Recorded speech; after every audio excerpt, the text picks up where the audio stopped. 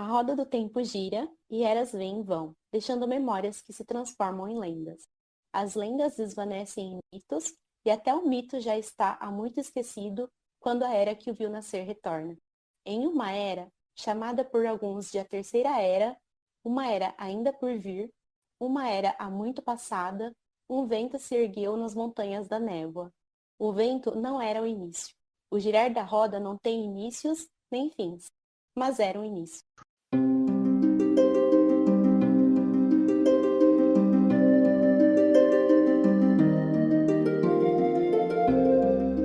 Taishar Manethrin. Nesse podcast, nós vamos conversar sobre nossa série favorita, A Roda do Tempo, escrita por Robert Jordan e publicada aqui no Brasil pela Intrínseca. Vamos comentar sobre os personagens, sobre a mitologia da saga, além de, claro, sobre a série de TV que sai muito em breve pelo Prime Video da Amazon. Depois dos adorados Aiel, hoje nós vamos falar sobre os Shanchen, um povo tão amado quanto. É brincadeira, mas os leitores têm sim uma certa resistência para com esse povo, né? E hoje nós vamos tentar conhecer e compreender um pouco mais sobre eles. Importante dizer que esse episódio contém assim alguns pequenos spoilers do segundo livro, então A Grande Caçada, mas são em momentos assim bem pontuais, a gente vai avisar vocês antes caso queiram pular, tá? Então fiquem com a gente, porque eu tenho certeza que vocês vão se surpreender aí com o quão vasto e diferentes os Shanchen são. Eu sou a Gisele e Taishar, povo do dragão. Saudações, devotos da sombra e amigos das trevas. Hoje vamos cruzar o oceano de Arif e vamos escalar o caminho de Adagas. Aqueles que desejam, que pretendem cear com os poderosos, devem escalar o caminho de Adagas. Oi, gente, então, infelizmente a gente vai ter que fazer um episódio, né, sobre esse povo detestável, com essa cultura super exótica e diferente dos outros povos de Shanchen. Sou o Emerson e nas alturas todos os caminhos são pavimentados com adagas. Bom, é isso aí, pessoal. Não tem nada a falar, eu também odeio esse povo e eu sou o Luan. Tamo junto. O Luan, ele conseguiu superar o Emerson. Morte aos Shanchen. Vamos abrir um acesso e levar todas as Aes Sedai pra lá e destruir tudo. Depois a gente vai pra Shada também, porque lá também existe escravidão e a gente tem que libertar o continente de Shada. Falou o Emerson Asa de Gavião. É, conquistador imperialista. Sai fora. A Daenerys, tá ligado? Vamos trazer a democracia. Pelo menos a gente tira como é que é aquele meme da Daenerys queimando a cidade e a legenda assim, pelo menos tiramos o PT. É. Eu amo.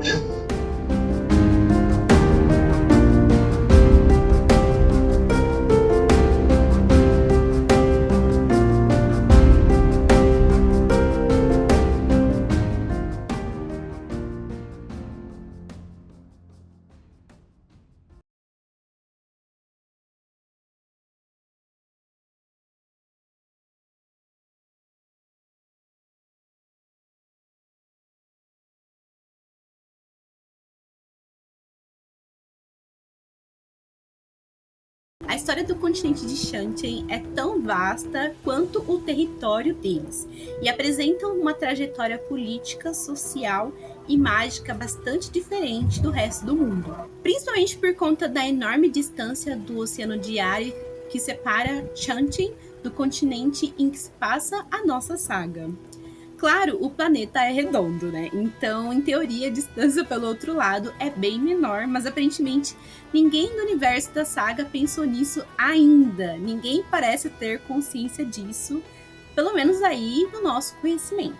Existe uma teoria que eu vou deixar para vocês na descrição do podcast, que tá em inglês, infelizmente, essa teoria, no site da Tor, da editora de A Roda do Tempo lá nos Estados Unidos, que meio que especula o porquê do pessoal de Shanchen não ter invadido, né, o resto do mundo. Como a gente vai ver, os Shanchen têm uma cultura invasora, com poderio militar, que quer dominar o mundo. Isso, uma cultura dominadora e tudo. E a gente fica se perguntando, né, se vocês olharem um mapa de A Roda do Tempo, tem um oceano gigantesco, é tipo o Oceano Pacífico, entre Shanchen e o continente da nossa saga. Mas óbvio que, pelo outro lado, a distância... Shantian seria quase colado em Shara, né, ali no extremo oeste do mundo, aliás. Então essa teoria vai especular um pouquinho por que será que as pessoas de Shantian tinham conhecimento, será que não tinham? Por que eles já tentaram? Será que já teriam tentado invadir por Shara? Esse tipo de coisa. Vai estar linkado aqui no episódio. Mas qual que é a teoria? Eu também não entendi qual que é a teoria. Tipo, tá, e aí teoria? Tem uma a teoria, qual que é? Vocês que lutem pra ler lá em inglês, eu não vou falar. Desculpa, eu não reli essa teoria. Eu achei que eu ia lembrar. Mano, eu pensei que você ia falar a teoria aqui no episódio. Quando a Gi acabar a parte dela, eu comento. Eu vou aqui ler rapidão a teoria. Gente, que vergonha! Essas coisas tinha que muito ficar no episódio, bicho. Como a gente já viu aí brevemente no episódio de Arthur Asas de Gavião, a história de Shantian é dividida em duas partes, o antes e o depois da invasão dos exércitos do filho do Grão-Rei, Lutair. Não conhecemos os detalhes, mas sabemos que haviam vários países e divisões políticas dentro do continente, algo muito similar ao que vimos nas terras da saga principal, né? Com nações se desmembrando e se reagrupando de várias maneiras ao longo dos séculos e, em sua maioria, controlada aí por Aes Sedai. Antes da chegada das forças vindas do outro lado do mar, as terras de Shantian colapsaram do mesmo jeito que o resto do mundo durante e depois do período da ruptura, né? Com os exércitos de Crias das Sombras devastando o continente. A diferença maior é que, apesar da falta de união política entre os povos de Shantian, logo nos primeiros 1000 anos depois da ruptura, acreditem se quiser, os habitantes de lá tiveram sucesso em erradicar todos os Trollocs, Drakkar e Myrddraal da região. Algo que nunca ocorreu em Randland, né? Ou seja, ali no continente onde se passa a história principal. Foi durante esse período de embate contra as Forças da Sombra que foram descobertas e acessadas, então, as Pedras Portais em Shantian. Passagens para outros universos. As Pedras Portais, então, podem ser ativadas por meio do poder único para acessar outras realidades. De alguma forma que não conhecemos, as Aes Sedai de Shantian usaram esses artefatos para entrar nesses mundos e capturar animais exóticos e bizarros para serem usados durante as batalhas, então. Vamos explorar isso com mais detalhes daqui a pouquinho, mas esses animais diferem muito da fauna comum que já existia no continente, né?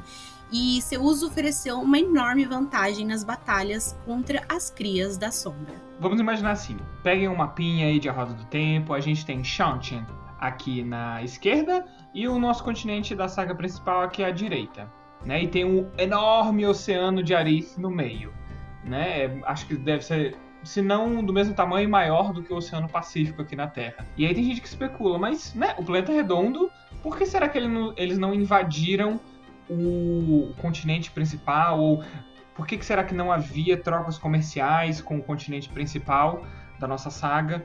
Pelo outro lado, né, pelo Oceano de Montreal, que é o nome desse outro oceano, né, que é bem coladinho ali com Shara. Então, eu também vou colocar na descrição do episódio um mapinha reimaginado de A Roda do Tempo, que a gente vai ver que Shara e Shantian, eles estão muito pertinhos um do outro. É como você pensar ali, sei lá, tem, né, as Américas e a Ásia, né? Seria mais ou menos isso, Shantian e o continente principal, muito distantes um do outro. Mas tem ali a América do Sul e a África, não estão tão longe assim uma da outra, né, do outro lado. Então, Shantian poderia ter estabelecido comércio ou invadido, né, porque eles têm essa cultura dominadora, invasora e tal, ali por Shara.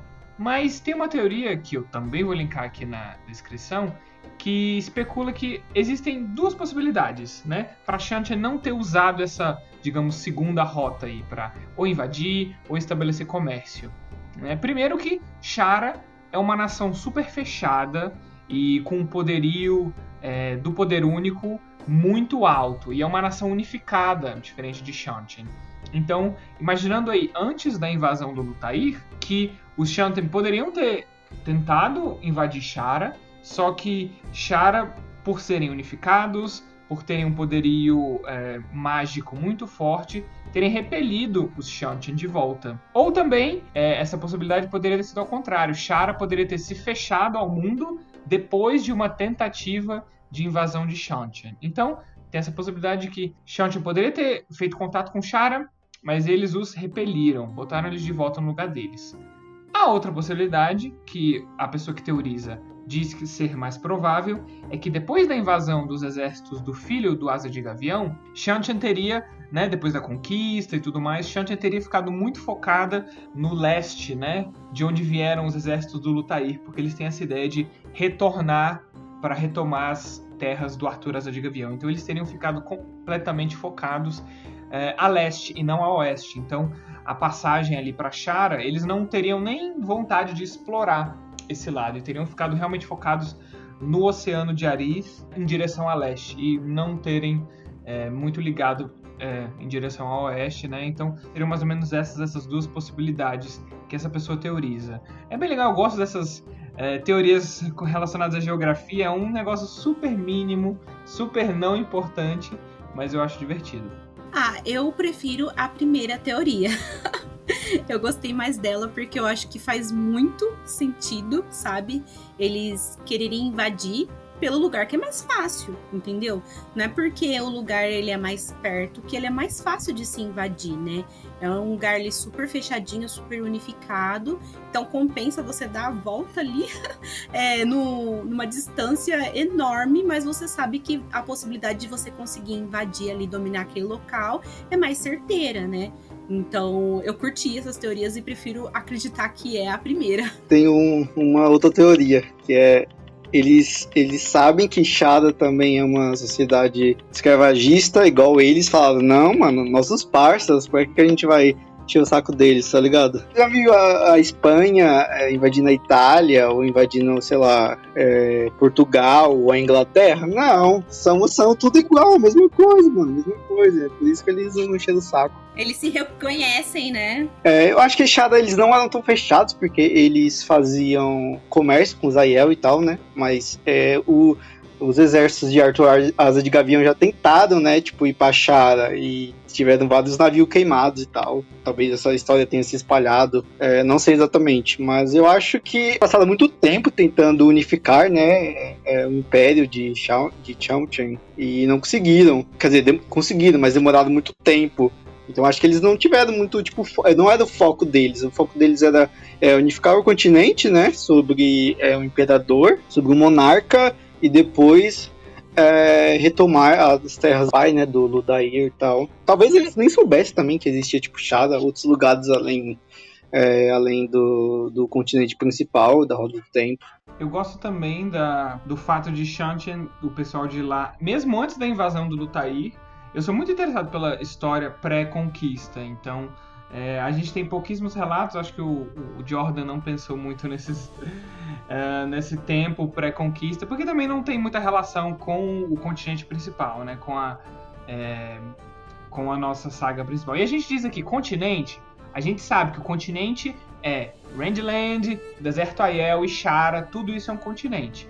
Mas a gente se refere ao continente principal como ali as terras a leste da espinha do mundo, né? Então, Deserto Aiel e Shara, a gente se refere a eles especificamente. Então, não venham criticar nossa geografia aqui, é só para fins didáticos. Mas eu gosto da ideia deles terem dizimado as forças do Tenebroso, né? Os Trollocs, os Dracaros, Myrddraal, assim como Shara. Shara, apesar disso, eles eram unificados, então tem esse aspecto, mas mesmo Shantian, que não era unificado nessa época, conseguiu matar todas as Crias da Sombra. Então eu imagino uma sociedade muito diferente, que não tem essas histórias sobre Trollocs. Eles até tinham histórias, né? Quando a gente vai ver mais pra frente, como a gente fica sabendo que Shantian tinha essas histórias.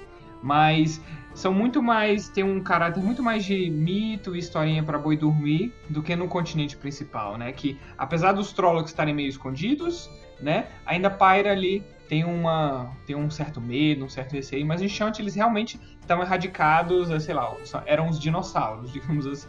Então, eu acho legal eles terem dizimado todo mundo antes. Mostra diferentes evoluções do mundo, né? Cada parte do mundo se livrou ou não dos conflitos da Era das Lendas de uma forma diferente da outra parte. A gente sabe também que no continente principal a gente tem ali um criadouro, né, das Crias da Sombra. Eles têm um local ali onde eles não param de reproduzir, eu posso assim dizer. Então eu não sei se a gente deve levar isso em consideração, né, porque eles não tinham um local assim, né, lá em Shanchen. Então, talvez lá tenha sido mais fácil também por eles serem mais organizados e contarem ali com um fator extra, né, que a gente vai ver, que são os animais que eles trouxeram de outros lugares. E também tem o fato de que eles não conseguiam se reproduzir como eles se reproduzem aqui. Quando eu falo aqui, é no continente principal. Tipo isso, eles não tinham a prisão do tenebroso nas próprias terras, né? Acho que esse é um fator importante. Sim. Continuando aí com a história de Shanchen, no episódio sobre Arthur Asa de Gavião, a gente pincelou um pouquinho como que foi a conquista do filho dele, o Lutair, para Shanchen. Mas vamos explorar aqui com mais detalhes ainda, porque tem muita água para rolar debaixo dessa ponte. Não havia nenhuma comunicação, eu não vou falar nem pouquíssima, porque realmente não havia nenhuma comunicação entre Shanchen e as outras terras do mundo, muito por conta da distância, e a distância gera a falta de conhecimento. Né, porque depois da ruptura do mundo, o planeta entrou em caos, né? Então cada área ali ficou meio que isolada. Pensem nas Américas antes da invasão dos europeus. Lá do outro lado do mar, no ano livre de 989, o Arthur Asa de Gavião e os seus generais começavam a planejar a que foi provavelmente a maior invasão já registrada na história. Esses anos de planejamento, que duraram até o ano livre 992, geraram uma frota de 2.000 navios que carregavam mais de 300.000 soldados. Essa frota zarpou pelo Oceano de Arif, meio que na louca, assim, eu realmente não sei como que eles sabiam ou se não sabiam, que motivação foi essa de mandar 300.000 pessoas para, sei lá, um destino incerto. Assim, eu acho um pouco de loucura, não é muita coragem não, é realmente insanos. Mas, por sorte, eles ali acabaram no continente de Shanchen, um continente que é muito maior do que o continente da nossa saga, né? Pensa nas Américas, o Shanchen ele é bem esticado, assim, além de um pouquinho largo, ele também é muito alongado. Liderando a expedição, como a gente falou, é o Lutair Paendraeg Monduin, o filho lá do Arthur Asa de Gavião, do segundo casamento, se eu não me engano, né? E quando ele chegou ao continente, viu que, muito como era lá na terra natal dele, o mundo estava dividido, as terras ali estavam divididas entre vários pequenos países, regiões, controlados por diversos grupos de Aes Sedai. Então não existia uma torre branca ou uma instituição do tipo que unia as Aes Sedai. As forças do Lutair, evidentemente, eram muito menores, né, em comparação a milhões de habitantes do continente de Shanchen, fora as Aes Sedai. Portanto, ele teve que fazer alianças com as Aes Sedai, muito como Cortés teve que fazer alianças com os inimigos dos Aztecas no momento que ele aportou ali nas costas do México. Então, nunca, sempre a gente fica assim, com a ideia muito senso comum de que os europeus destruíram os Aztecas ou os povos indígenas das Américas, mas isso também foi muito fruto de picuinhas e rixas dos nativos entre si. Óbvio que a culpa não é deles, digamos assim, pela própria destruição, mas as coisas são mais complexas do que isso, do que os invasores que chegam e completamente dizimam os conquistados, né? Então tem muita aliança, traições, esse tipo de coisa, alianças que se desfazem, nativos que se aliam a invasores e vice-versa. Os nativos ali de Shanchen, eles tinham uma grande vantagem, além das canalizadoras, né, os animais de guerra extradimensionais. Eu adoro esse aspecto, que realmente as pedras portais abrem janelas para outros universos. Então, tipo, é bem multiverso aí da Marvel, da DC, então realmente existe isso na Roda do Tempo. E esses animais, como a gente vai ver mais pra frente, eles eram muito diferentes. Pensa uns dinossauros, umas coisas meio como dragões, uns felinos gigantes, umas paradas insanas. Tanto é que os exércitos de Shanchen eram conhecidos pelos invasores como os Exércitos da Noite, né? Um nome bem sombrio que eu adoro. Foi a partir daí, da invasão do Lutair, que surgiu uma das instituições, acho que será a mais bizarra, mais aterrorizante, mais deturpada de toda a saga, né? As Damani. Existia ali uma canalizadora nativa ali de Shanchen chamada Diane. Ela viu uma vantagem em se aliar aos conquistadores, ao filho do Asa de Gavião, e por isso ela elaborou um poderoso artefato que se chama Aidam, que é uma espécie de coleira. A gente vai ver detalhes mais pra frente. É uma coleira, um colar que tem na ponta uma corrente. Então, essa coleira, o Adam, serve para controlar outras canalizadoras. Então, basta você botar ali no pescoço de uma canalizadora e você tem total controle sobre ela. Então, ela ofereceu esse presente de guerra, essa arma de guerra, pro Lutair e caiu nas graças dele. Com a ajuda do Aidam e das alianças com nativos, as forças do Lutair foram capazes de capturar as cidades nativas, usá-las como armas de guerra e controlar realmente essa força poderosa, já diminuindo bastante o poderio dos nativos ali do continente, né? Então as Damani ficaram conhecidas como essas mulheres que eram encolaradas, escravizadas com esse artefato, que é um terangreal que permite controlar outra pessoa, outra mulher que canaliza. Um homem não pode ser capturado pelo Aidam, especificamente. O Lutair não sobreviveu para ver o seu império conquistado. A conquista completa e a união sob uma imperatriz só se deu uns 900 anos depois, né? Essas guerras foram chamadas de consolidação.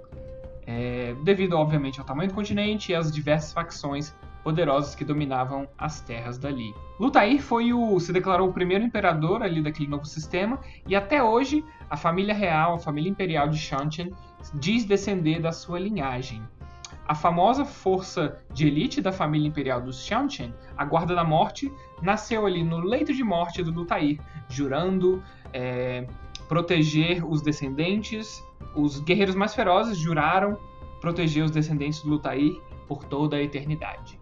Nossa, eu pensei que o Aidam, ele também pegava em homens, no caso. Tem aquele problema ali que o homem, ele é amansado, né? Então ele não chega a ser uma Aes Sedai. Pois é, se eu falar mais, vai ser spoiler, mas saibam que o Adam só serve para mulheres. E, gente, eu sempre achei bizarro eles fazerem tanta referência ao Arthur Asa de Gavião, né? Eu acho que eles fazem até mais ao Arthur Asa de Gavião do que ao Lutair, né? Porque, cara, foi um cara que chegou ali pra dominar o continente deles, sabe? Foi muito bem feito esse projeto imperial aí. Um paralelo histórico que eu acabei pensando só uns dias depois de ter mexido no roteiro, foi um paralelo da Diane, essa canalizadora nativa, com a figura histórica da Malinte, que foi... Ali é uma figura histórica ali da época da conquista do México pelos espanhóis, ali em 1519 tanto, que a Malinte foi uma nativa, não vou lembrar o povo dela, uma indígena do México, que serviu de... Logo ali quando Cortés chegou no litoral do México, ela já se afeiçoou, digamos assim, ela já queria um lugar ali na corte dos invasores, e ela tinha uma facilidade muito grande com línguas. Então ela aprendeu o espanhol muito rápido e serviu de tradutora, de intérprete ali para os invasores que chegaram. E aí, obviamente, com uma pessoa que fala o idioma, né, as coisas, as negociações, as alianças com outros povos para derrubar os astecas foram muito mais fáceis de acontecer, obviamente, do que ninguém falando a língua de ninguém, só resultaria em mais matança do que ocorreu. Então, muita gente no México de hoje em dia, e muitas pessoas durante a história também, desprezam a figura da Malinte. Então, como se fosse uma traidora da terra, digamos assim, uma traidora dos povos indígenas, porque ela fez esse papel de facilitadora da conquista pelos espanhóis, né, serviu de intérprete. Ela mais tarde virou esposa do Cortés, teve os filhos dele.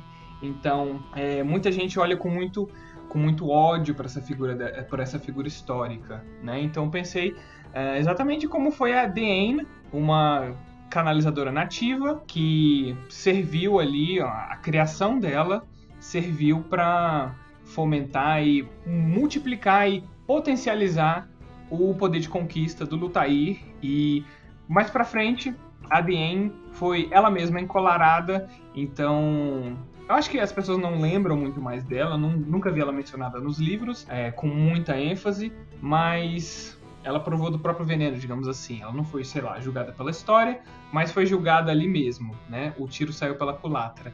Então tem esse paralelo muito legal que eu consegui pensar, assim, absolutamente do nada, com a Malinte. Mano, é bem feito, na moral. Traidora, se lasque. Não consigo ser tão insensível a ponto de falar assim, bem feito. Ah, eu consigo. É fácil a gente julgar olhando em retrospecto, né? Eu imagino...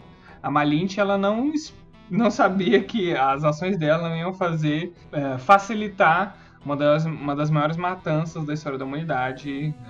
90% das populações indígenas, digamos assim, das Américas.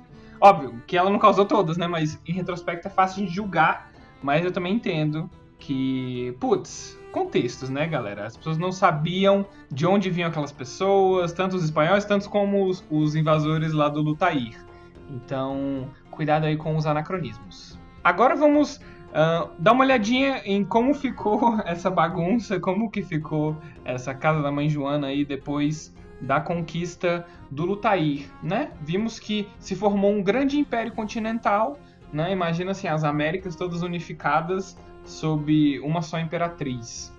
Portanto, Seonchen, ele, como eu falei, é governado por uma imperatriz. Apesar de alguns homens já terem subido ao trono de cristal, o fato é que as mulheres, a linhagem feminina, tem maior preferência, né? Então, os homens imperadores são uma raridade. O último imperador que governou Seonchen foi o imperador Alguin, há uns 900 anos antes do início da saga. O símbolo imperial da nação é uma águia dourada segurando raios nas garras sobre um fundo azul, que também é o símbolo imperial do Arthur Asa de Gavião. Então, essa simbologia foi toda herdada ali digamos assim, foi importada pela Casa Imperial de Seonchen. A governante atual do império é a imperatriz Hadhanan, que ela viva para sempre. Ela teve vários filhos, dentre eles Havashi, Tuon, Timau e Aurana.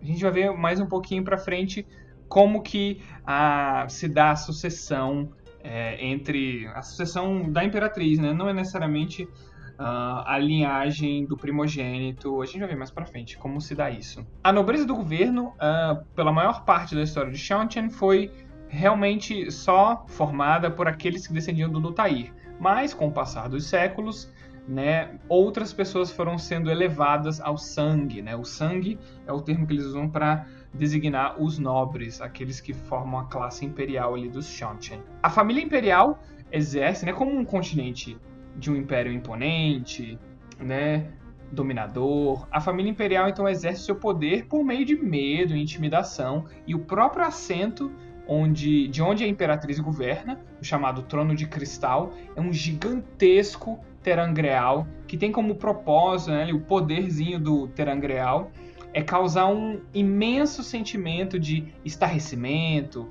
e admiração a todos aqueles que se aproximam dele. Então pensem, eu sempre imagino o Trono de Cristal assim, lembram o livro Trono do Diamante, publicado pela Aleph, do David Eddings? Tem o desenho, né, de uma mulher sentada num grande trono de diamante, né, no caso do livro, mas eu sempre imagino essa imagem, também é uma linda ilustração do Mark Simonetti, então procurem aí, Trono de Diamante, vocês vão ver a capa, né, um trono gigantesco, enorme, brilhante, né, então esse é o Trono de Cristal, de A Roda do Tempo, que faz com que as pessoas, né, que chegam lá para ter uma audiência com a imperatriz, né, se sintam pequenas, se sintam intimidadas. Então é um terangreal super que está no lugar certo, com o propósito certo. Os membros da nobreza raramente se dirigem diretamente para falar com pessoas de uma hierarquia menor do que a deles, exceto se for para atribuir uma grande honra sobre a pessoa em questão. Portanto, a maioria da comunicação do dia a dia se dá por meio das pessoas da classe das vozes, né? Esse tipo de pessoa se chamam vozes. São servos cujo único propósito é falar por meio dos seus mestres nessas situações. Então, como se fossem os intérpretes, mas a questão não é o idioma, e sim o status social. Para transmitir as mensagens, os mestres se comunicam por meio de uma série de gestos, né? Tipo uma língua de sinais direcionados à sua própria voz. Né? E geralmente, quanto mais uma voz vive com o seu mestre, mais ela entende os mínimos gestos que o seu mestre faz. Né? É proibido que alguém faça contato visual com alguém que esteja acima de você hierarquicamente. Até mesmo a voz jamais pode olhar diretamente para o seu mestre enquanto ele gesticula as mensagens. Então ele tem que ficar olhando assim meio de rabo de olho. É uma coisa muito insana assim de estratificação social. A segurança da família imperial é feita a todos os momentos pela Guarda da Morte, guerreiros honrados e extremamente bem treinados que estão dispostos a dar a vida pelos familiares da Imperatriz a qualquer momento, e óbvio, por ela também. Eles são facilmente reconhecidos por suas lanças com bolhas negras, escudos laqueados pretos. Eles têm uma armadura toda preta, assim, com uns tons de verde escuro. E um fato interessante é que nem todos esses guardas da morte são humanos. Vários Ogier, sim, vocês ouviram bem, Ogier, aqueles gigantões pacíficos, fofinhos como Loyal, vários deles servem na Guarda da Morte de Shantian. Então, os Ogier de Shantian, eles são muito mais ferozes e violentos do que os seus parentes, seus primos ali do outro lado do mar. Eu acho muito legal essa história esses diferentes clãs dos Ogier. Tem também uma outra classe ali do Império, são os Inquiridores da Verdade, que são meio que uma força policial, divisão social ali de Shantian, são os Inquiridores da Verdade, que funcionam como uma força policial e de espionagem que serve fielmente ao Trono de Cristal. Eles são muito importantes e por conta desse papel muito relevante na sociedade, eles possuem poderes e garantias fornecidos diretamente pela Imperatriz, que permitem a eles que transitem por todas as camadas sociais e fazem com que sejam respeitados e bastante temidos. Então eles podem tanto interrogar membros da nobreza, membros do sangue, né, quanto plebeus, cidadãos comuns e escravos. Os Inquiridores também são responsáveis por caçar amigos das trevas. Sim, existem amigos das trevas em Shantian, sendo muito eficazes na localização e na obtenção de informações de potenciais suspeitos. A maioria desses interrogados é levada para a chamada Torre dos Corvos, ali na capital. A maioria desses interrogados geralmente são do sangue, né? Porque são pessoas mais bem localizadas que ficam ali tramando, né? Então os suspeitos geralmente fazem parte do sangue, né? Porque ser um amigo das trevas ali dos plebeus não adianta muita coisa, né? Não representa nenhum perigo. Portanto, os Inquiridores não podem derramar o sangue de uma pessoa que faz parte do sangue, por causa, né, das regras de hierarquia e tudo mais. Por isso, eles são especializados em diferentes formas de tortura que não extraiam sangue do torturado. Então, bem criativo. Semirag fazendo escola, como sempre. Essa versão da CIA aí, nojenta, de Shantian, basicamente essa polícia, né, essa facção aí de espionagem é basicamente uma versão da CIA, né, que trabalha pra Imperatriz e tal. Gostei do paralelo. Gente, os Shantian, eles são absurdos, cara. Eu pensei, assim, dar uma chancezinha de compreender melhor a história deles nesse episódio, mas assim, não tem outra palavra. É intimidador, tudo, assim, que eles fazem, sabe? A sociedade deles, a forma como eles se organizam, é tudo muito, muito bizarro. Cara, pensa num Zolgear, tipo, de armadura, sinistrões. Nossa, eu acho muito maneiro. Mano, os Ogiers, eles são fofos, cara. Como assim? Dá vontade de pôr num potão. E aí, eles conseguem colocar eles na posição de soldado, sabe? Meu Deus, gente, isso aí foi assim, acabou pra mim, foi o limite. Agora, vamos continuar falando um pouco sobre a sociedade, né, dos Shantian. Basicamente, vamos falar um pouco da hierarquia deles, né? Então, desde a conquista de Ludair, né, Shantian, o continente se tornou uma nação estratificada e com poucas mudanças entre as classes, né. Então, isso não quer dizer que não existiam lutas pelo poder, elas existiam e existem, só que quase todas elas se dão entre membros da mesma classe. Basicamente o que ocorreu, né, após as revoluções liberais, né, que quem está embaixo continua embaixo, e quem tá em cima fica lutando para ter mais poder e tal. Então a sociedade, ela se baseia no conceito de que cada um tem um lugar para servir e que todos devem ocupar seu lugar. Então em Shantian, a classe mais baixa são os da Kovali, que na língua antiga significa os que são propriedade, ou simplesmente Kovali, que significa propriedade. Ludair, né, ele se surpreendeu quando ele chegou ao continente, né, que ele se surpreendeu com uma cultura, né, que permitia que as pessoas vendessem e comprassem outras pessoas como como se elas fossem animais ou objetos. Porém, né, se os conquistadores do leste tentaram em algum momento erradicar esses costumes, eles fracassaram. Na realidade, grande parte da cultura e dos costumes dos Shanchan, eles parecem ter ficado intactos durante a invasão e toda a unificação do continente. A gente pode dizer que os Shanchan, eles assimilaram, né, aos invasores a sua cultura. Então, os plebeus e os mercadores, eles formam a classe imediatamente superior aos escravos de categoria baixa. Existem também os escravos de classe alta, né, como os Shojin, que são os servos principais do sangue. O sangue, no caso, é uma nobreza, né? Então, eles estão acima de mulheres e dos homens livres. Alguns dos membros mais honoráveis e poderosos da sociedade são propriedade da família imperial. Então, é uma honra, né? Uma honra bem rara para um plebeu de livre nascimento ser escolhido como servo real. Também tem como buscar, né, subir de posição na sociedade, mesmo que a sua liberdade seja perdida, né, tanto na sua vida, tanto para as gerações futuras da sua família.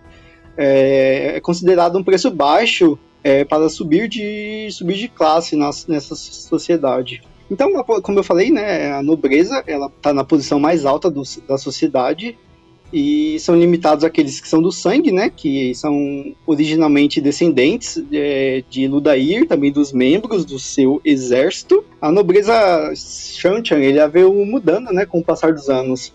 Então, hoje em dia é possível que também um pouco comum que qualquer soldado, né, plebeu consiga ascender ao sangue como recompensa.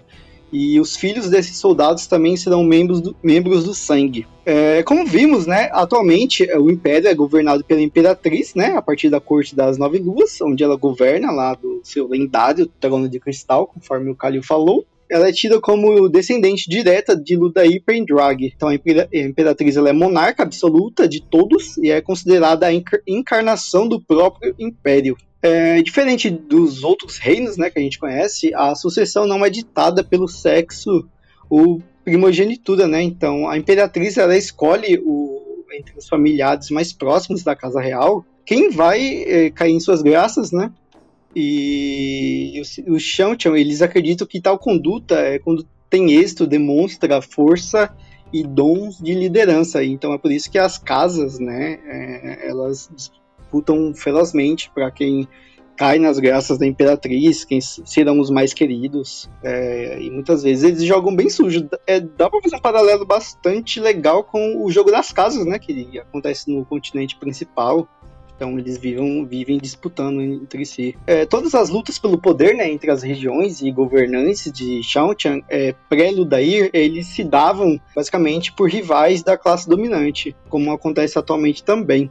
Outra coisa importante na sociedade de Shanchan é a etiqueta e a aparência que manifestam poder. Então, começar pela cabeça, né, que ilustra bastante esse ponto. Os membros do sangue, né, da nobreza, eles raspam os lados da cabeça, né? Eles raspam a cabeça de ambos os lados e deixam uma crista de cabelo no centro, que muitas vezes cai uma trança na parte de trás. Uma voz do sangue, ela tem a cabeça raspada no lado esquerdo e o direito tem um lado trançado. E uma voz do trono tem o lado direito raspado e a trança à esquerda. Já os membros da família imperial, eles carregam suas cabeças completamente raspadas. Dá até para conhecer alguns. Um personagem que vai aparecer mais pra frente, que possui cabeça totalmente raspada e faz parte da família real. Entre os Shanchan, ninguém exibe publicamente a calvície natural. Isso é engraçado. Os homens carecas, eles usam perucas, né? Ou pelo menos eles cobrem suas cabeças com um chapéu, ou algum boné, algum acessório do tipo. E apesar das maquinações políticas, né, na vida da sociedade, para eles a honra é muito importante também. Então eles praticam, né, uma honra idealizada, que se baseia no valor da palavra dos indivíduos. Então, para eles, palavra é honra. Uma vez dita, é considerada incontestável. E, isso é válido para todos. Para homens, mulheres, escravos, e os plebeus e os nobres. e até mesmo os da família real. A honra e a posição estão vinculadas com a possibilidade de olhar alguém nos olhos. O termo Saitaer, que significa literalmente olhos altos, né? Ou olhar alguém de frente na língua antiga. Entre o Shanchan, dizer que alguém tem Saitaer ou Saiter significa possuir prestígio e honra. Então, o prestígio ele pode aumentar, diminuir ou ser perdido. E eles dizem também que se alguém é Seimosiev, ele voltou a ser Seimosiev para indicar que perdeu prestígio. Na língua antiga, né, Seimosiev significa olhos baixos ou baixar o olhar. Então, uma pessoa ela pode tornar-se Seimosiev, seja pelas próprias ações ou omissões, ou por omissões de terceiros. Então, sei lá, se você fizer alguma merda, ou sua família fazer alguma coisa que mancha a reputação, né, seja considerado desonroso pela sociedade de alguma forma, isso pode afetar você também. E se você fazer isso, pode afetar alguém da sua família também. Então você é considerado alguém que perdeu prestígio na sociedade. Olha, ela pode ser bizarra, repugnante, o que for, mas a gente não pode negar que é uma sociedade mega bem construída. Gente, olha esses detalhes, sabe? Eu sempre fico muito chocada com a capacidade do Jordan de criar culturas tão diferentes assim, uma da outra. Bom, pessoal, agora a gente vai falar um pouco como funciona o encolaramento do poder, né, entre os Shanchan. Atualmente, né, na época dos livros, as jovens que nascem no continente de Shanchan, elas são submetidas a uma prova para testar a habilidade de canalizar, ou elas acabam usando um bracelete durante anos até que essa habilidade, né, se manifeste nela. As jovens que possuem essa habilidade, elas se convertem em Damani. O nome dessas garotas desaparecem de todos os registros familiares e de todos os censos, já que elas não são mais consideradas humanas, e por serem escravas muito valiosas, elas raramente são assassinadas, nem sequer por infrações que resultariam na morte para qualquer outro escravo, entre aspas, normal. Caso elas saiam da linha, as Damani são mutiladas de formas horríveis, já que podem seguir canalizando sem as mãos, pés, língua, enfim, sem qualquer membro não essencial, né? As jovens que manifestam a habilidade de canalizar utilizam os Eidam, e as que não podem canalizar se convertem em Sudem, ou portadora da coleira. E essas últimas gozam de uma grande reputação pelo dom que possuem, e por consequência seus familiares também ganham grande prestígio. As jovens são instruídas com cuidado no manejo das Damani, do mesmo modo que um adestrador cuida de seus cães. Existem mais Sudam do que Damani, de maneira que uma Damani terá várias Sudam ao longo da vida, né? Ou seja, ela não vai ter só uma mestre, né, que vai cuidar dela pela vida toda. Durante a vida dela, ela vai ser comandada por várias Sudams diferentes. As Damani não são apenas utilizadas como armas, mas também são usadas na construção de pontes ou de qualquer estrutura que seria difícil ou até impossível de ser construída, né, sem o uso do poder único. As Damani que são fortes na tessitura da terra, um talento que é predominantemente masculino, elas localizam e refinam minerais, e por isso são muito valorizadas. Algumas Damani são usadas para curar feridos e doentes, mas somente os ricos, né, que pertencem à classe mais alta do Império. Mas uma coisa bem curiosa e bem estranha, né, é que com frequência a cura das Damani é recusada, pois para eles é como se eles deixassem um cachorro ser o curandeiro deles. Um preconceito gigantesco, né, mas é uma coisa bem presente entre os Shanchan. Os homens que podem canalizar são imediatamente executados e seus registros são apagados, ou seja, em Shanchan também há esse tabu, né, contra os homens que conseguem canalizar, assim como é nas Westlands, né, lá onde a nossa história principal se passa. O Eidam é um ter'angreal, né, que ele é tido como exclusivo dos Shanchan, e ele é utilizado para controlar uma mulher que pode canalizar, como a gente falou mais pra cima, né? Lembra dos braceletes e tudo mais? O Eidam, ele é um colar, né? Ele tem um formato de um colar metálico que é ligado aos braceletes que as Sudem usam. Ele só tem utilidade se for manejado por uma mulher que possua potencial para canalizar. Ele cria um vínculo entre as duas mulheres, de maneira que a portadora do bracelete pode impor seus desejos e vontade a quem está atado ao colar. Mas se um homem que canaliza se vincula a uma mulher que usa o Eidam, o resultado é uma morte dolorosa para os dois. Entendeu? Então, tipo, se um homem que canaliza, a gente volta lá para as Westlands, vamos supor, se o Rand fosse encolarado com o Eidam, ele iria sofrer uma morte horrível e a mulher que estivesse, né, com os braceletes segurando ele também sofreria uma morte horrível. A criadora do primeiro Aedam foi uma Aes Sedai do continente, lá das Westlands, né? E o nome dela era Diane, que a gente já falou dela um pouquinho aqui atrás. E ela presenteou, né, esse Aedam ao Luthair Pendrag, com a intenção de cair nas graças dele. Ela sabia que ele não possuía nenhuma Aes Sedai nos seus exércitos e que, no geral, as Aes Sedai o odiavam. Diane acreditava que o Luthair acabaria vencendo e imaginava que seria recompensada por ter colocado nas mãos dele o poder das Aes Sedai, querendo elas ou não. Vários anos depois foram descobertas as primeiras Sul'Dam, e essas mulheres foram consideradas as controladoras ideais para as Damani. Por seu serviço, a Diane foi, entre aspas, recompensada, sendo aprisionada com sua própria criação. Ela era uma Aes Sedai e, portanto, era alguém que não se podia confiar. O pessoal da época assim, dizia que os gritos delas poderiam ser ouvidos longe das Torres da Meia-Noite, né? Que é onde ela estaria presa. Uma vez que o uso do Aedam rapidamente se espalhou através de Seanchan, o título Aes Sedai desapareceu também ali do país, né, do continente. E as mulheres que podem canalizar ficaram conhecidas apenas como Marath Damani, que significa as que devem ser atadas com o colar. É como aquele ditado, né? Nada é tão ruim que não possa piorar, né? Pois a história ainda ficou pior. E a gente tem uma personagem que é encolorada logo nos primeiros livros, né? Por assim dizer. E é muito, muito difícil acompanhar o ponto de vista dela nessa situação, sabe? Então, gente, não tem palavras assim pra expressar. A gente já falou sobre repugnância nesse episódio. E sobre isso eu não simplesmente assim, não sei o que falar. Só que é absurdo de tão terrível. Inclusive o Luan falou ali das Torres da Meia-Noite. Torres da Meia-Noite é o nome do 13º livro da Roda do Tempo, tá? É uma clara referência a um certo lugar lá de Seanchan. Ai, caralho. Vem aí, hein? O mais bizarro é porque, obviamente, se os Seanchan estão recebendo um episódio dedicado a eles, se a gente tá falando tanto sobre eles, é óbvio, acho que isso não é spoiler, saber que eles vão participar da saga principal de uma maneira grandiosa, assim como os Aiel. Já nós vamos falar sobre o retorno, né, com mais detalhes e de que forma eles poderiam voltar para a saga principal, mas com relação ao Adam, ele gera uma série de... A gente não vai se debruçar tanto, porque logo no início da saga a gente vai conseguir mais detalhes, vocês que ainda estão se aventurando pelo começo, vão conseguir mais detalhes sobre o funcionamento do Adam.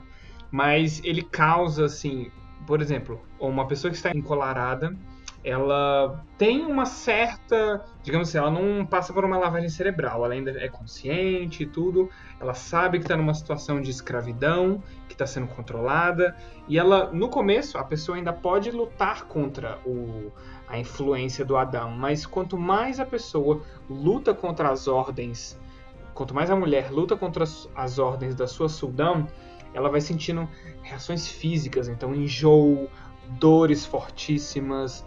Então ele quebra a pessoa, ele dobra a pessoa ali meio que na força física, assim, nas entranhas. Então a pessoa tá a todo momento consciente, assim, ela pode, né, se revoltar, mas ela vai receber de volta dores físicas fortíssimas, enjoos e todo tipo de desconfortos fisiológicos. Então não é como um controle absoluto no qual a pessoa nem sente que está sendo controlada, né? Ela não vira um robô, digamos assim. Então é pior ainda por causa disso, porque a pessoa está todo momento ali sabendo que ela está sendo escravizada e que ela não pode fazer nada para lutar contra isso, senão ela vai sentir dores fortíssimas que a incapacitam, né? Não é só sentir uma dor, é ficar rolando no chão de tanta dor e enjoo e esse tipo de coisa. Então o Adam realmente é um artefato horrível, acho que o pior terangreal já criado na história. Então, gente, aqui é a parte que a gente falou que tem um pouquinho de spoiler ali da Grande Caçada. Então, se vocês quiserem pular aí os próximos minutos, né, fica a critério de vocês. No início da conquista, né, o Luthair Pendrag não ocultou o fato de que planejava anexar Seanchan ao império do seu pai, lá do outro lado do oceano, né? Quando soube da notícia da morte de Asa de Gavião, o jovem herdeiro chegou à conclusão de que deveria utilizar Shantin para consolidar seu próprio governo, depois recuperar o império de seu pai e também aproveitar para vingar a morte dele. Então Shantin começou a se preparar para o Corene, ou seja, o retorno. Foi só muito após a morte de Luthair, quando os primeiros navios ficaram prontos, então, para cruzar o Oceano de Aryth até Falme. Os Shantin possuíam mais de 500 navios de todos os tamanhos e chamavam a si mesmos de Hailini, ou os que chegam antes, ou também os precursores, né, na língua antiga. Eram a vanguarda das forças Shantin. Depois de cruzarem o mar, se encontrassem o império de seu pai intacto, né, doce ilusão, eles deveriam desfrutar das boas-vindas que mereciam e enviar notícias para Shantin. Porém, se encontrassem muitas mudanças desde os tempos de Arthur, eles deveriam preparar o caminho para o retorno com a invasão militar, caso fosse preciso. O implacável poderio militar de Shantin é conhecido como o exército que sempre vence por conta do extremo profissionalismo de seus comandantes e pela habilidade deles em se adaptar ali a diferentes inimigos, mesmo depois de uma derrota. Por terem números vastíssimos, eles podem se dar ao luxo de perder algumas batalhas, mas jamais foram derrotados em uma guerra. O Robert Jordan deu esse nome ao exército de Shantin inspirado numa famosa força imperial da China do século XIX. A força invasora, constituída por várias frotas e todo tipo de embarcações, possui milhares de barcos e centenas de milhares de pessoas. A frota invasora de Corene foi planejada durante mais de um século, esperando somente a ordem da imperatriz para zarpar e recuperar a pátria do primeiro imperador Shantin. Eu adoro essa ideia do retorno eles têm todos os termos, tem os precursores, os Hailini, os que vão na frente para abrir caminho, assim, eu acho assim, um conceito, sei lá, não esperava por isso. E aí tem todo esse conceito, a gente vê em A Grande Caçada, a gente não vai aqui dar grandes spoilers do livro e nem do que acontece, mas os Shantin aparecem em A Grande Caçada, então bem cedo em A Roda do Tempo. Então eles invadem, né?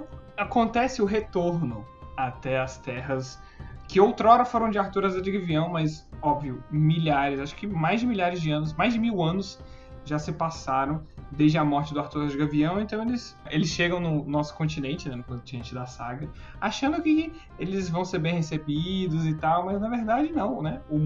A roda girou, o mundo mudou muito, mas a gente não vai dar spoilers do que acontece e tal, mas eles voltam, né? Eles aportam lá em Falma, que é uma cidade-porto ali, uma cidade portuária ali na costa mesmo, na costa oeste, na costa oeste do continente, dando de cara ali pro Oceano de Aryth, né? Imagina aquela grande frota, e eles são só os Corene, os Hailini, perdão, os que vêm na frente, os precursores. Então a grande frota Shantin ainda está para vir. Então é muito legal a reviravolta que tem a Grande Caçada nesse sentido. O mais bizarro, eu acho, é imaginar, por exemplo, faz 1000 anos que Arthur Asa de Gavião morreu e faz 900 anos que o filho dele morreu. Um exemplo. Eles tiveram, sei lá, quase 1 milênio para programar e tramar sobre esse retorno, sabe?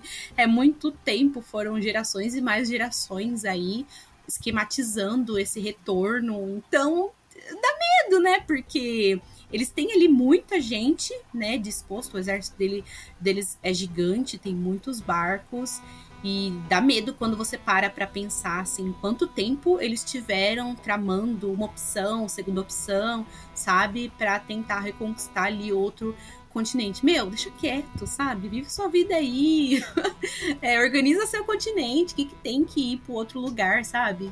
Mas é complicado, velho. É bizarro porque é toda a razão de ser dos Shantin, da família imperial, é voltar para as terras originais do Arthur Asa de Gavião. Então, tipo, o propósito, a razão de existência desse povo, dessa nobreza militar, é voltar, né? Então eles, não sei, eles vivem sempre no futuro, assim, pensando, um dia retomaremos as forças do nosso ancestral Arthur Asa de Gavião, o grande herói e tal, pai do Lutair, nosso primeiro imperador, sabe? É muito... Imagina qual que deve ser a relação deles com o continente de Shantian, se eles veem ele só como uma passagem, um purgatório, digamos assim, para eles chegarem lá no paraíso. É bem, bem distorcida essa visão da própria terra que eles têm.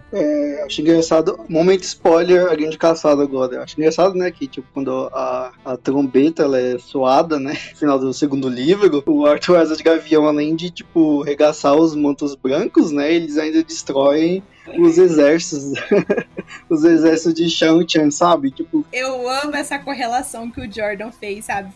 Foi genial. Exatamente.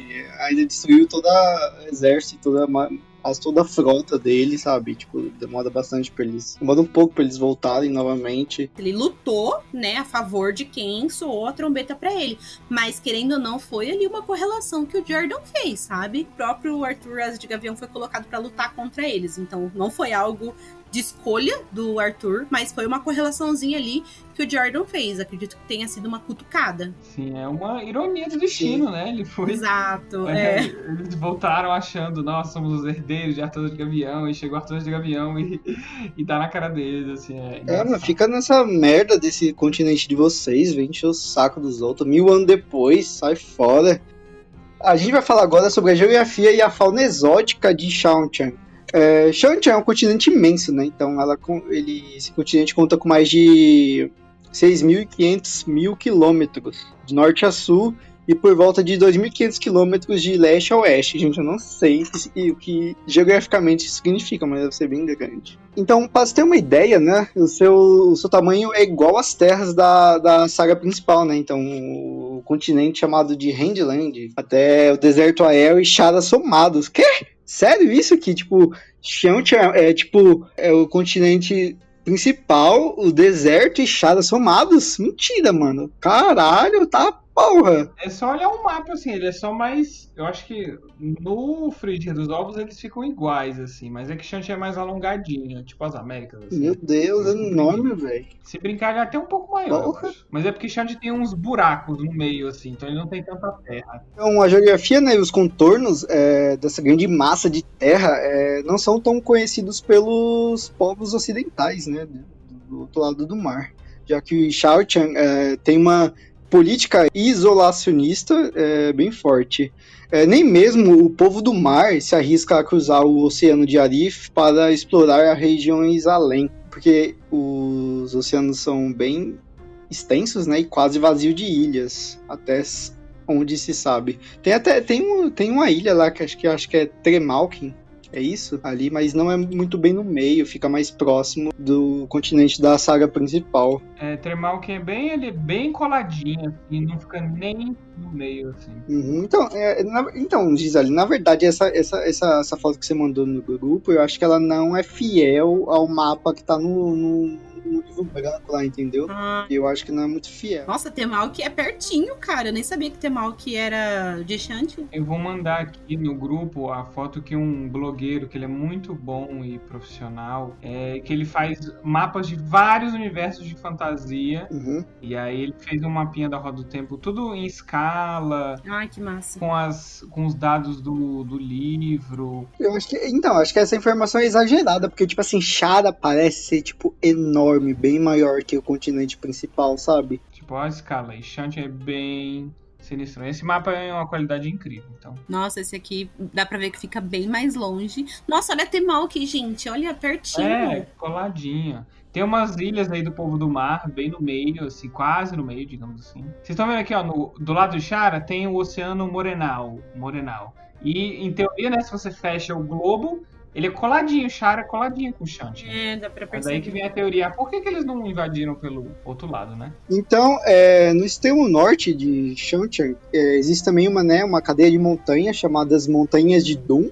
Assim como a gente vê no continente que se passa a história principal da série, inclusive na mesma latitude, né?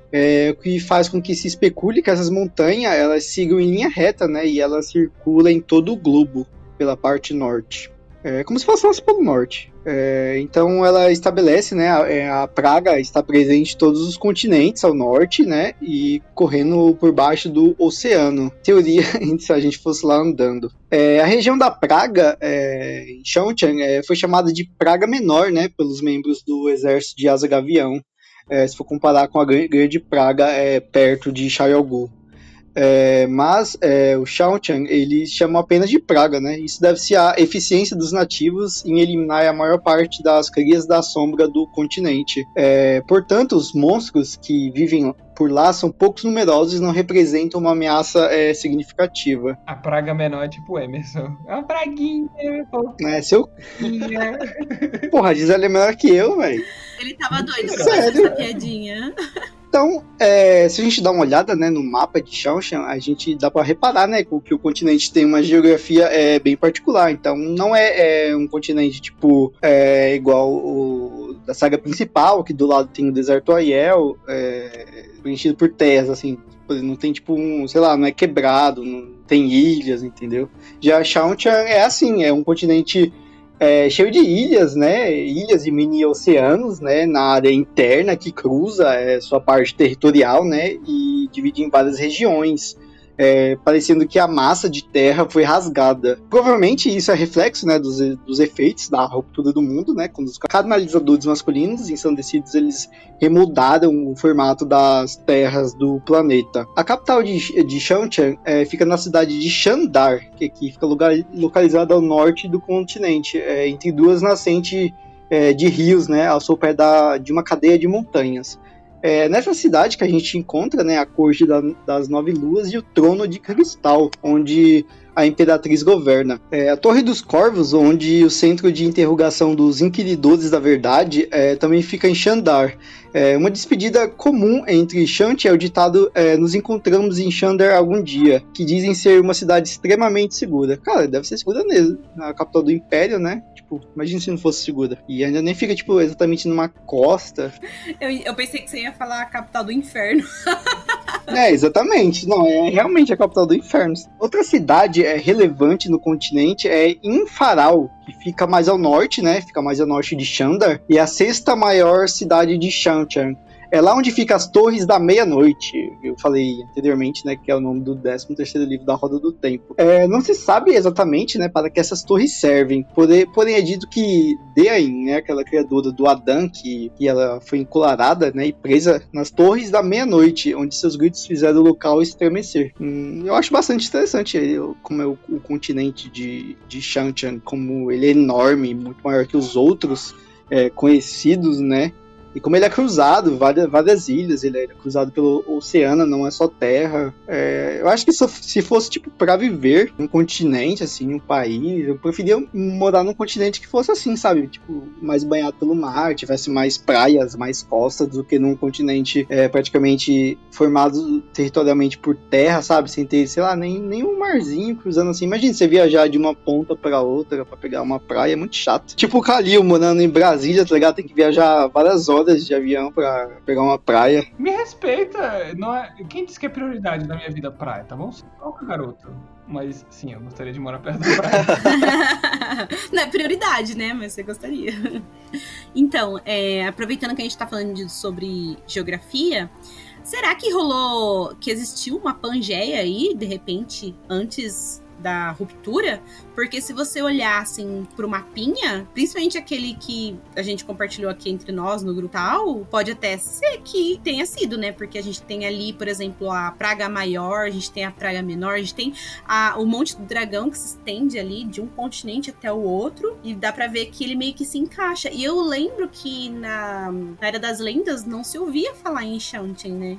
Então, será que era tudo unificado? Sim, era tudo... Tem alguns mapinhas de especulação, claro, da Era das Lendas, que mostram o mundo todo conectadinho, assim, não necessariamente Pangeia, mas todo conectadinho, assim, geograficamente. Aí ele separou por causa da ruptura, né? Na verdade, tem um mapa aqui da como seria a Segunda Era, né? Tipo assim, ele, se você olhar, parece bastante com o nosso mapa, né? O nosso mapa mundi, assim, Então tem a parte que parece a América, né? América do Sul, ilhas assim, tem a parte que parece tipo a Oceania, tem a parte que parece a África, e a parte que parece a Europa Ocidental e a Europa Oriental, entendeu? O do tempo é no nosso mundo, entendeu? Tipo, não que as mudanças tenham sido feitas por causa de, sei lá, placas tectônicas, não sei o que. Na verdade, a mudança foram feitas pelos homens capazes de canalizar, entendeu? Então, por isso que de forma das terras, os continentes são um pouco diferentes da nossa, mas, tipo, no geral é um pouco parecido. Nossa, Shanchen seria aqui, então, hein?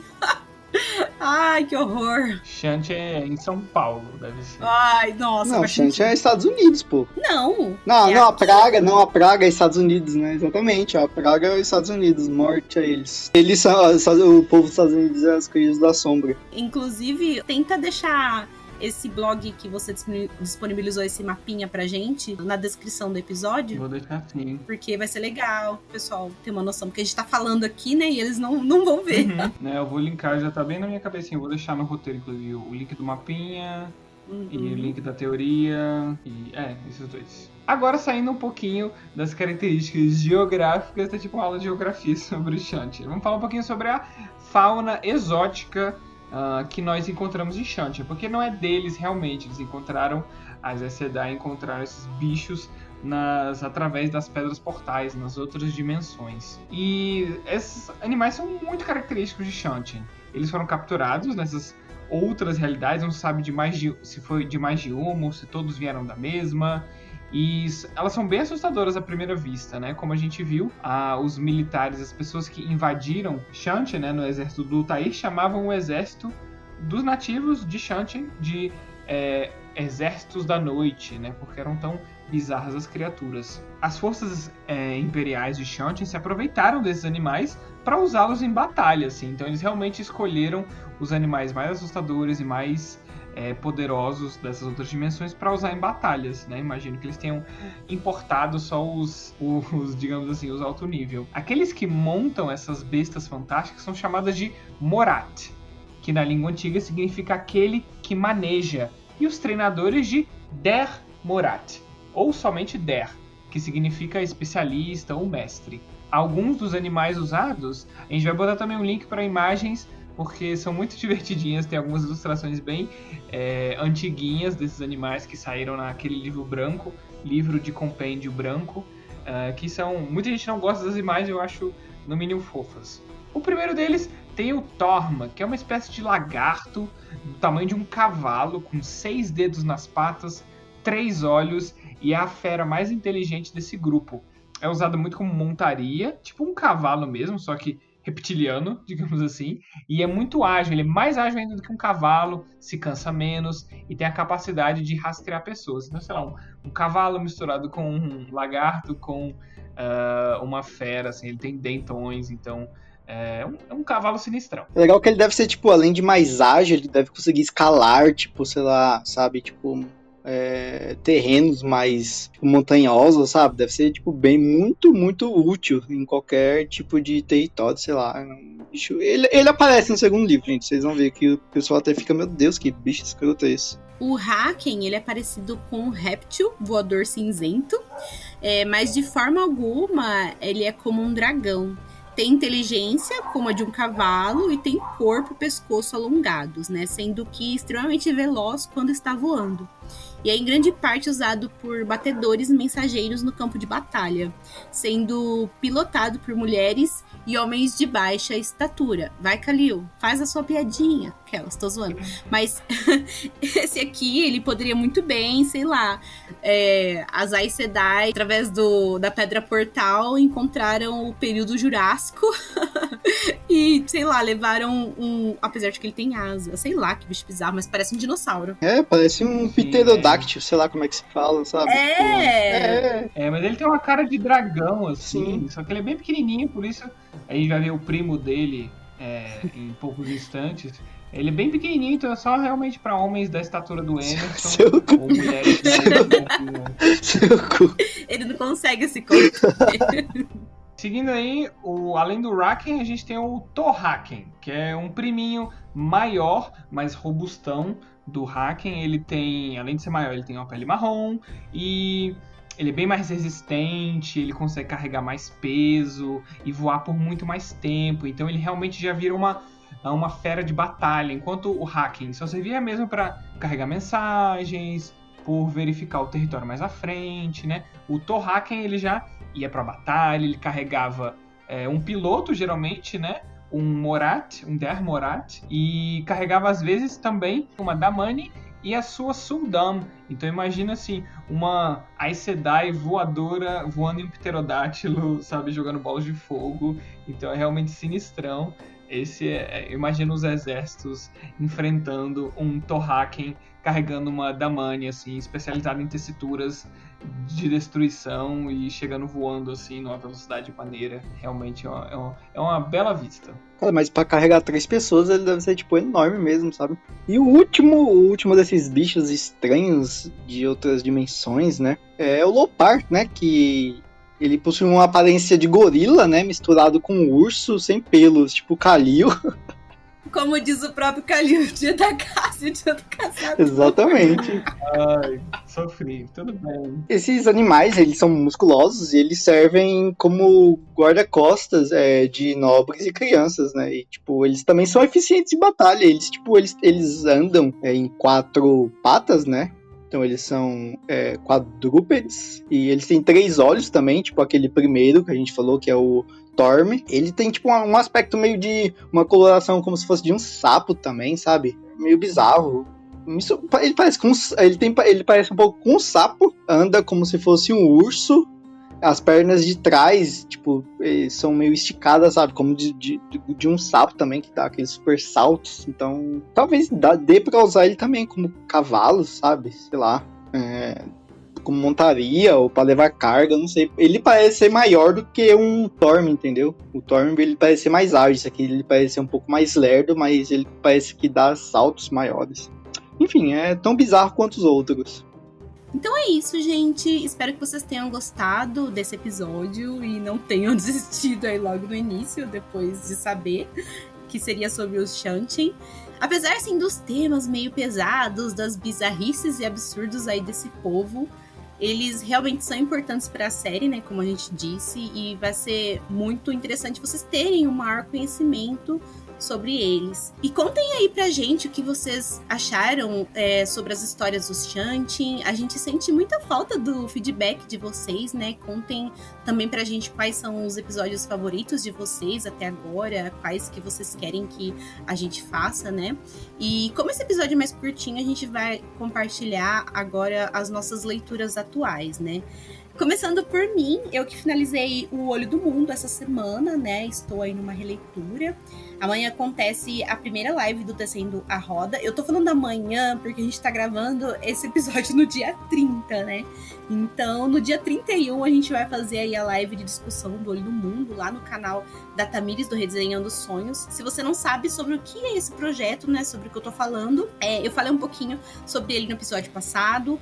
É um projeto em conjunto aí com a Tamires, do Redesenhando Sonhos, e também a G. Vasques, né? E o Ambição Literária, são 3 canais aí do YouTube, onde a gente se dispôs a ler os 6 primeiros livros, né, da Roda do Tempo esse ano, um por mês, né, ou quando chegar naqueles um pouquinho maiores aí a gente vai estender um pouquinho, né, e a gente vai deixar as informações aqui na descrição, caso você tenha algum interesse de participar da leitura ou das discussões, né.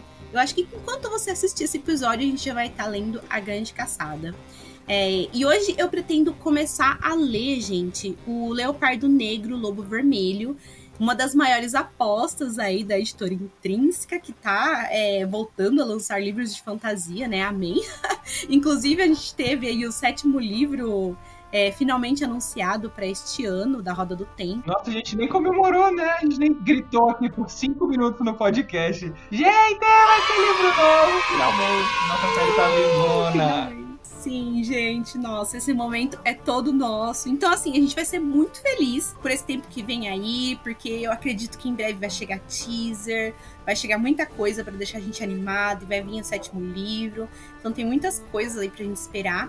E voltando a falar então sobre Leopardo Negro, Lobo Vermelho, que é um lançamento recente da editora Intrínseca, né?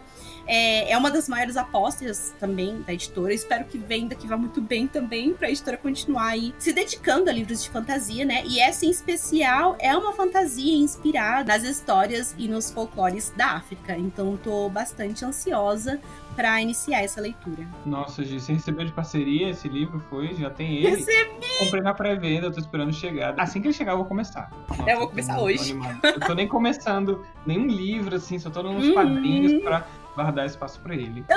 Eu terminei O Olho do Mundo da 4ª e eu só li um quadrinho, sabe? Aí eu vou começar hoje, eu nem peguei nada, assim.